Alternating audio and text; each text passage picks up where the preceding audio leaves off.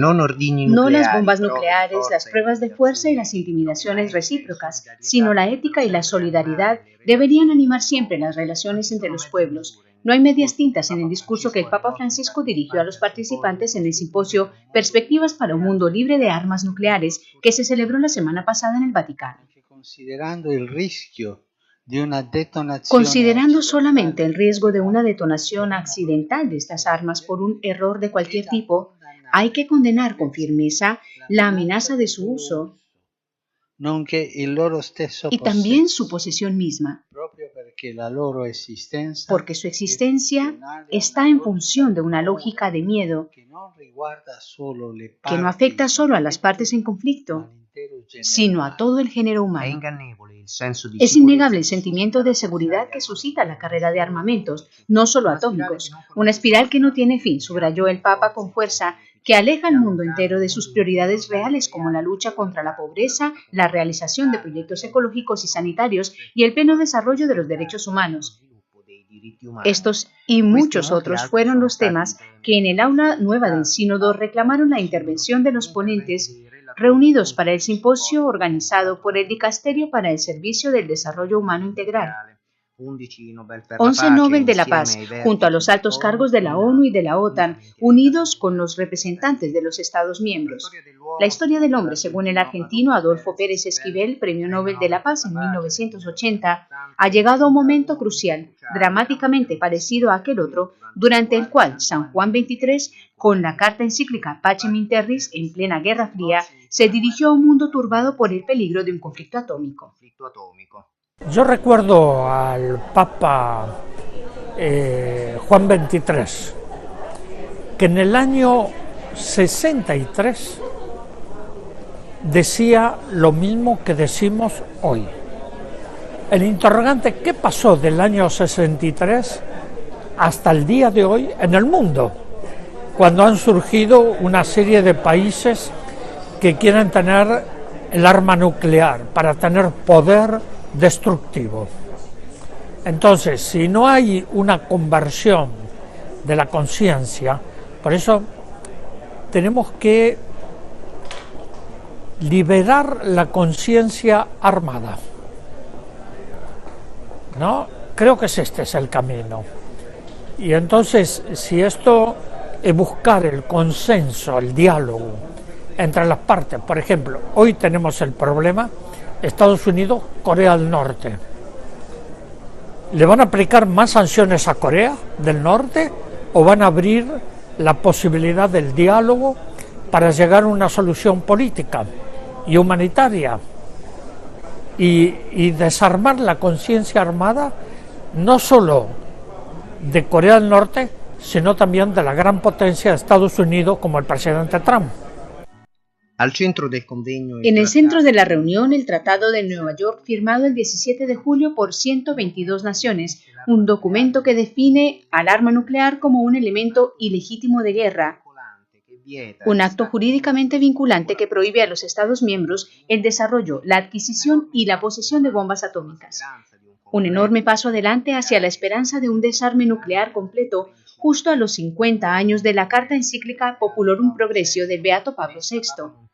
En ella, como recordó el pontífice durante su discurso en la Clementina, el Papa Montini afirma que el desarrollo no se reduce al simple crecimiento económico. Para ser auténtico debe ser integral, dirigido a la promoción de todos los hombres en su integridad, rechazando de esta manera la cultura del descaro. Y el Papa habla de política, porque es también un hombre espiritual y político.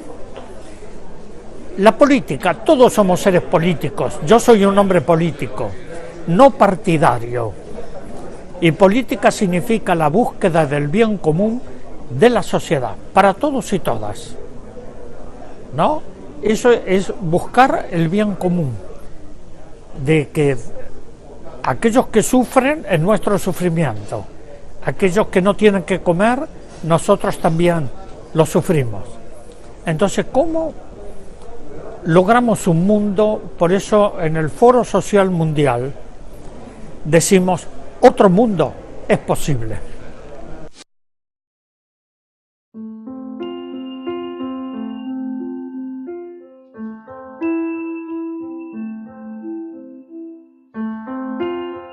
El 27 de noviembre, el avión del Papa Francisco aterrizará en Yangon, la capital de Myanmar, primera etapa de su tercer viaje a Asia y el primero a la antigua Birmania, colonia británica hasta 1948. El Papa recibirá a la pequeña comunidad católica, 700.000 personas, de 51 millones de habitantes, en la misa del 29 de noviembre en el parque de Kaikhasan, y después a los jóvenes y a los obispos en la catedral de St. Mary. Pero los ojos del mundo se dirigirán a los encuentros con el presidente de la República, Tin Kyaw, y con la consejera de Estado y ministra de Asuntos Exteriores, Aung San Suu Kyi, Premio Nobel de la Paz en 1991.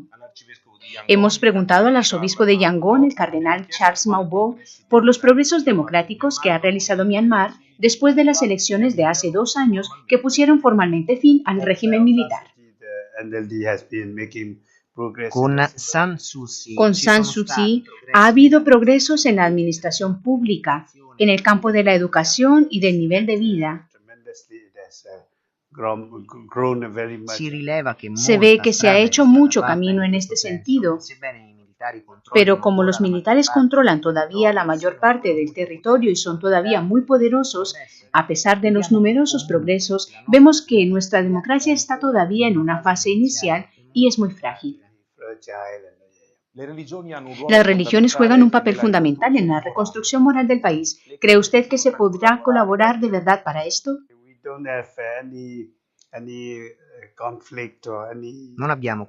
No tenemos conflictos o dificultades con los budistas, los musulmanes o los otros cristianos.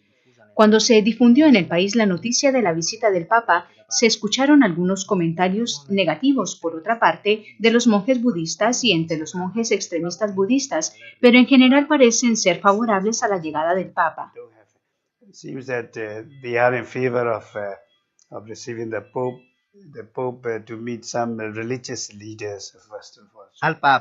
Le pediré al Papa que se reúna con algunos líderes religiosos, aunque formalmente no sea una reunión protocolaria, líderes pertenecientes a todas las demás religiones, budistas, musulmanes, hindúes, cristianos, todos juntos, y le preguntaré si puede recibirlos sin agenda en privado.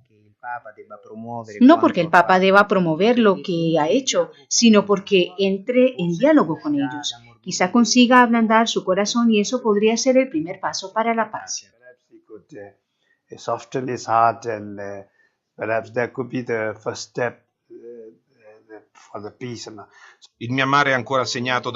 En Myanmar está todavía marcado por muchos conflictos y violencia entre los militares que el gobierno no consigue controlar y distintos grupos étnicos religiosos como los cristianos del estado de Kachin y los musulmanes de Rohingya y del Rakhine. Alberto Quattrucci, de la comunidad de San Egidio, acaba de regresar de Bangladesh y de Cox's Bazar, la población en la frontera con Myanmar que alberga los mayores campos de refugiados improvisados de los Rohingya que huyen de la violencia de los militares birmanos. Una fuga que comenzó en 1982 cuando el régimen militar birmano privó de la ciudadanía a los musulmanes de Rohingya y desde finales de agosto hasta ahora han llegado a Bangladesh más de 600.000 personas. El representante de San Egidio llevó medicinas, instrumental sanitario y alimentos de primera necesidad, pero está llegando el invierno.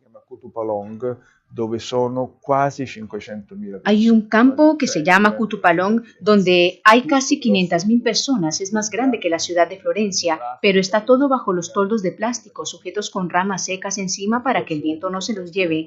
La situación es de gente a la que todavía le falta el alimento. También falta en este momento ropa, porque con las lluvias empieza a convertirse todo en fango. La temperatura baja por las noches, faltan medicamentos, hay infecciones porque no hay agua. 250.000, quizá 300.000 niños, familias numerosísimas, muchos niños totalmente desnudos que mueren porque beben el agua del mar.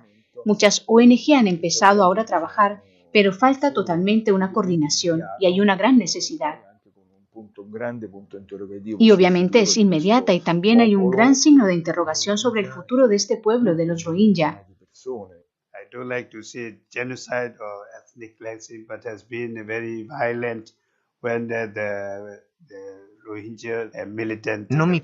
No me gusta hablar de genocidio o de limpieza étnica, pero hubo violencias muy graves cuando los Rohingya atacaban los puestos adelantados de la policía. Los militares de Myanmar respondieron de una forma muy violenta, con ataques a los militantes, que respondieron a los militares de Myanmar, pero no en una escala comparable, sino con ataques a escala reducida. A estos ataques los militares reaccionaron de una manera muy agresiva, con bombardeos, asesinatos e incendios. Esto no habría debido suceder y de verdad pensaba que Aung San Suu Kyi habría hablado antes, pero se expresó después, intentando seguir la recomendación de Kofi Annan. Earlier, although she spoke later on, and she's trying to follow the recommendations of Kofi Annan. Y para el futuro, ¿cuál puede ser la solución para esta población? ¿Intentar integrarse en Bangladesh o volver a Myanmar? Lo que piden es volver a tener la ciudadanía para poder volver a Rakhine, volver a sus casas y volver a su pasado. Pero esto es muy improbable, por lo que se ve y se oye, porque esa zona de Myanmar de alguna manera ha sido ya otorgada a otros destinos. Esto desde el punto de vista económico. Mi impresión en este primer viaje es que pueden integrarse muy bien en Bangladesh, no solo por el hecho de la lengua, sino también por el hecho de la fe y la religión islámica. Y también porque efectivamente es gente que trabaja mucho y en una situación como la de Bangladesh, que es tan pobre, podrían contribuir de alguna manera. De todas maneras, gracias a numerosas ayudas internacionales atraídas por los focos que hoy apuntan a Rohingya, que en realidad enfocan a Bangladesh, hay una posibilidad de futuro común. Hablaba yo con el director del pequeño hospital de Cox's Bazar, que es la ciudad pequeña en torno a la cual se han creado estos campos de refugiados. Es un hospital que se cae a pedazos, que necesita mucha ayuda, equipamiento, camas. Este hospital podría ser reconstruido con las ayudas internacionales. Los costes no son muy elevados y así podría haber desarrollo para el país y a la vez vida y futuro para los Rohingya. Ciertamente, se trata de una voluntad política, de una sabiduría que en este momento sería absolutamente necesaria.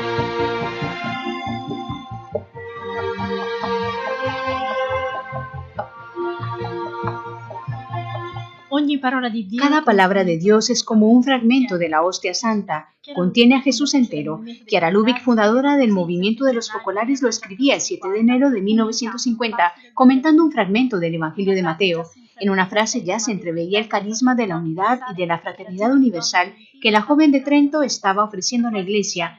Casi 10 años después de su muerte, que acaeció el 14 de marzo del 2008, el Centro Chiara Lubich y la editorial Ciudad Nueva han programado la publicación de un corpus de obras, 14 volúmenes divididos en 3 bloques: la persona, el camino espiritual, la obra de Chiara Lubich y el mundo contemporáneo. En la sede de la Federación Nacional de Prensa se ha presentado el primer volumen, Palabras de Vida, dirigido por Fabio Chiardi, profesor de Teología Espiritual en el Claretianum. Es más que un comentario al Evangelio, afirma en la introducción al libro, es una intuición, es un rayo de luz, un salto de alegría, un decidido impulso a ponerlo en práctica y a vivirlo.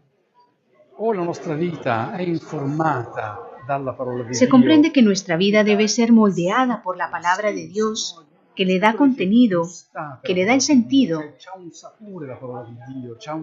El escritor dice, gustad la palabra de Dios porque la palabra de Dios tiene un sabor, tiene vida. Si no nos alimentamos de esto, ¿de qué nos vamos a alimentar? Cualquier palabra de vida que ella comenta finalmente lo lleva todo hacia la unidad, porque este era su carisma. Ella había comprendido que en el corazón del Evangelio está este deseo que expresó Jesús al final de su vida, que todos sean una sola cosa. ¿Cómo llegar a ser una sola cosa? Ella lo dice muy claro. Para ser uno es necesario vivir el mandamiento nuevo del amor recíproco. No basta solo con que yo te ame a ti. Ma come vivere l'amore? Tutte le parole del Vangelo sono una spiegazione di come vivere l'amore. El primer volumen se configura como un género literario que creó la propia Chiara. Apuntes escritos en cuartillas con un carácter inmediato, incisivo y directo al mismo tiempo.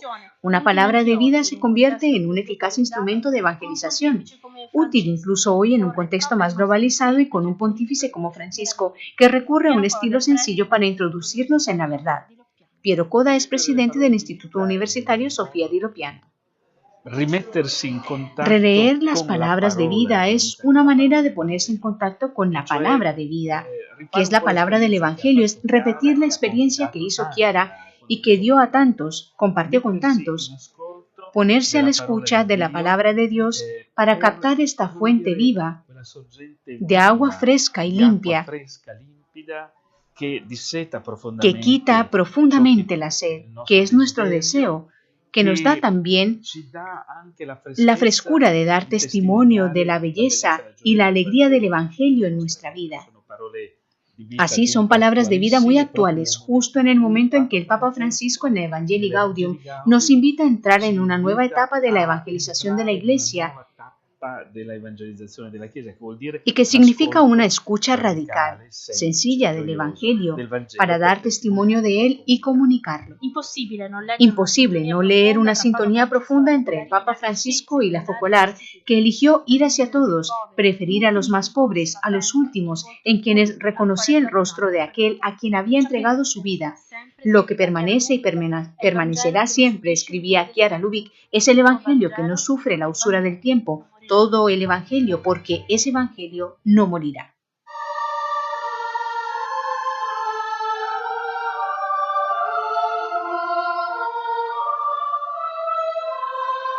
Un viaje conmovedor y envolvente en el espacio y en el tiempo, capaz de conducir al espectador más cercano a la belleza, a un paso de Dios. Todo esto es Divina Belleza. Descubramos el arte sacro en Italia, una serie de documentales en 10 DVD realizada por el Centro Televisivo Vaticano y la Oficina de la Comunicación. La narración en 4K comienza en Roma, en esa belleza universal que es la Capilla Sixtina, para después pasar por las grandes ciudades, cuna del arte sacro como Florencia, Milán, Nápoles y Palermo. Un gran tour en clave contemporánea que mediante las imágenes recorre 30 diócesis y 80 localizaciones para redescubrir el altísimo arte de Miguel Ángel, Giotto, Rafael, Tiziano y el de los manieristas del siglo XVI, y también ese otro poco conocido que no aparece en los libros, que irrumpe de improviso en escena trayendo siglos de historia, momentos fuertes de religiosidad y fe. Hilo conductor, nacido bajo la Secretaría para la Comunicación. Algo que en mi opinión es muy hermoso dentro del trabajo que hemos hecho es que la sensación de belleza y absoluta serenidad consigue atravesar los siglos a caballo del arte. Entonces acontece que algunos lo ven como un ejemplo de lo ultraterreno, de la fe, pero otros lo ven como un ejemplo de la racionalidad, de la creatividad, de la capacidad del hombre. Sea como sea, lo que más me ha impresionado cada vez que se entra en un lugar sagrado, ante el Cristo velado, o por ejemplo en la Capilla Teodolinda, en la Catedral de Monza,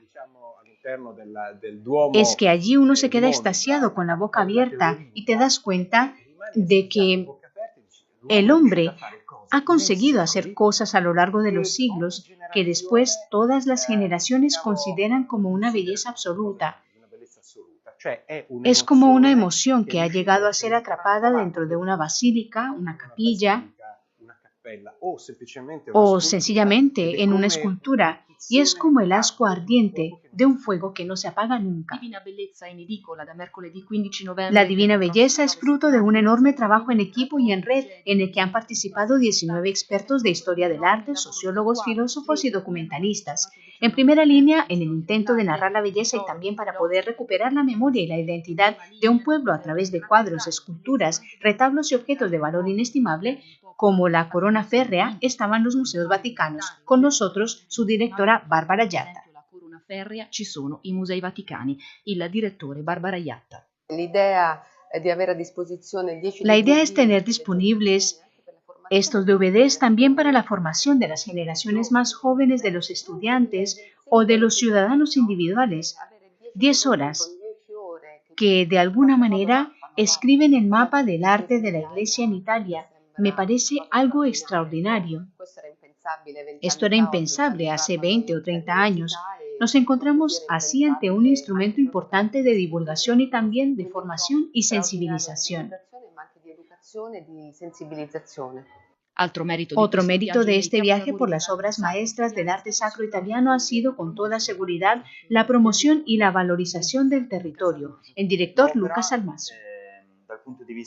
La obra desde el punto de vista de la dirección narra todo lo que es la historia del arte, partiendo desde el paleocristiano hasta nuestros días.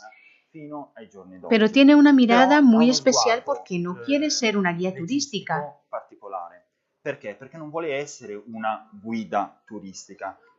No quiere ser mera narración de una obra, dejando de lado todo lo que la obra misma ha creado, sino que quiere explicar todo el sotobosque, lo que hay debajo a nivel cultural. En definitiva, más que de un documental, se trata de arte que educa y conduce a la fe hasta ayudar al espectador, capítulo tras capítulo, a responder a las grandes preguntas del sentido y cómo explica Monseñor Darío Vigano, prefecto de SPE, a alcanzar aquel horizonte nunca inmanente que indica y evoca la presencia de Dios.